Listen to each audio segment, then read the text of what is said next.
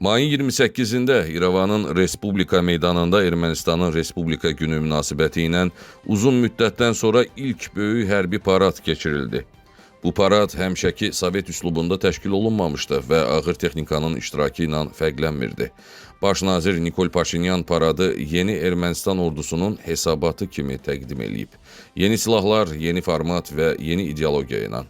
Parad 7 iyun 2026-cı il parlament seçkilərindən cəmi bir həftə əvvəl baş tutub və ölkənin hərbi modernləşdirilməsini nümayiş etdirmək məqsədi daşıyıb. Paradda təkcə yerli istehsal deyil, həm də 7 ölkədən Fransa, Hindistan, İran, Çin, Rusiya, ABŞ kimi ölkələrdən alınan silahlar sərgilənib. Bu, Ermənistanın Rusiyadan asıllığını azaltmaq və silah mənbələrini diversifikasiya eləmək siyasətinin açıq nümayişidir. Paradda sərgilənən silah və texnika, həmçinin aviasiya vasitələrinə nəzər salaq.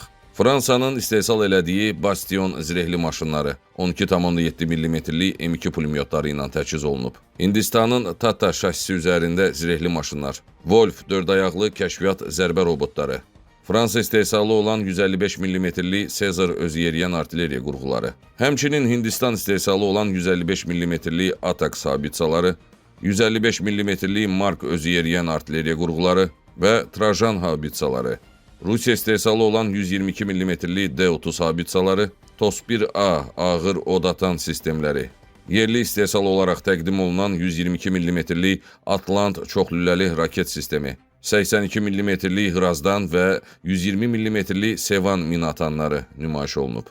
Reaktiv yayılım ateşi sistemlərində ən çox diqqət çəkən məqam Hindistan istehsalı olan 214 mm-lik Pinaka çoxlüləli raket sistemi olub. Ermənistan bu paradda hava hücumundan müdafiə sistemlərinə böyük yer ayırıb. Hindistan istehsalı olan Akash hava hücumundan müdafiə sistemləri, İran istehsalı olan AD-08 Macid qısa mənzilli hava hücumundan müdafiə sistemləri, həmçinin Rusiya istehsalı olan Tor M2KM qısa mənzilli hava hücumundan müdafiə sistemləri nümayiş olunub. Hərbi paradda tank əleyhinə idarə olunan raket sistemləri də diqqət çəkib. Çin istehsalı olan GAM-120LR, Rusiya istehsalı Kornet M tank əleyhinə raket sistemləri nümayiş olunub. Aviasiya vasitələrinin nümayişində isə ən çox diqqət çəkən məqam Su-30 SM qırıcıları olub. Belə ki, Rusiya Ermənistana yalnız 2 ədəd Su-30 SM satdığı halda, hərbi paradda 3 ədəd Su-30 SM qırıcısı nümayiş olunub. Daha bir diqqət çəkən məqamsa bu Su-30'ların üzərində olan İran istehsalı Yasin idarə olunan aviasiya bombaları olub. Bu bombalar həm də uçan sursat hesab olunur.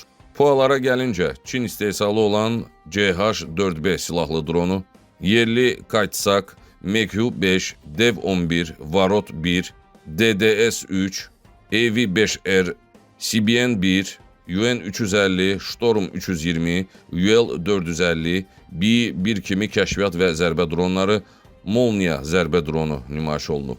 Keçid alaq hərbi paradın siyasi motivlərinə. Seçki öncəsi təbliğat. Parad seçkilərdən bir həftə əvvəl keçirilib. Paşinyan hökuməti onu yeni ordunun və yeni Ermənistanın nümayişi kimi istifadə edir. Tənqidçilər bunu seçki şousu adlandırırlar. Diversifikasiya və Rusiyadan uzaqlaşma. 2020 və sonraki hərbi əməliyyatlardan sonra Ermənistan Rusiyaya olan hərbi asıllığını azaltmağa çalışır.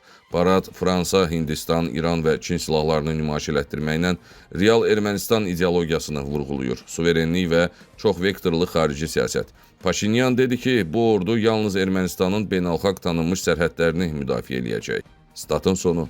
Paradı Azərbaycan və Türkiyəyə qarşı güc nümayişi kimi qəbul edənlər də var. Eyni zamanda Hindistan və İranla yaxınlaşma Pakistana, Türkiyəyə və Azərbaycana dolayısı yollanan mesaj idi. Macid hava hücumundan müdafiə sistemləri və aviasiya sursatları buna bir sübutdur. Bundan əlavə, parad həm də daxili auditoriyaya hesablanmışdı. 2020-ci il məğlubiyyətindən sonra ordunun yenidən qurulması və qürur hissi yaratmaq məqsədi daşıyırdı. Paşinyan paradı dövlətçiliyin və dirçəlişin simvolu kimi təqdim edib. 28 may paradı Ermənistanın hərbi siyasi strategiyasının əyani ifadəsidir. Rusiyadan asıllığı azaltmaq, yeni tərəfdaşlar tapmaq və daxili siyasətdə güc nümayiş etdirmək. Texniki cəhətdən parad müasir artilleriya, hava hücumundan müdafiə, PUA və aviasiya ilə zəngin idi. Lakin ekspertlər qeyd edir ki, inteqrasiya, təlim və logistika hələ də ciddi problemlər yarada bilər. Bu parad regionda gərginliyi artıra biləcək addımlardan biri kimi dəyərləndirilir. Lakin Ermənistan rəhbərliyi təkcə ölkəsində rəğbət qazanmaq və yerini bərkitmək üçün bu parad şousunu təşkil eləməyib. Nəzər yetirsək görərik ki, paradda nümayiş olunan silah və texnikanın 90%-dən çoxu ilk dəfə idi ki, nümayiş olunurdu. Yəni bu parad şoudan əlavə biz yeni ordu qurmuşuq mesajı kimi də dəyərləndirilə bilər. Ermənistandakı siyasi idarələr, revanşist qruplar, xülyalarla yaşayan siyasətçilər və Ermənistanın silah tədarükçüləri, həmçinin havadarları bir şeyi unutmamalıdırlar ki, Ermənistan bugündən sonra 50 ildə silahlansa, Azərbaycan ordusunun inventarındakı silah və texnikanın 20%-ni özündə təşkil edə bilməz. Azərbaycanla danışmaq üçün ən gözəl dil dəftər, qələm, konferans otağıdır.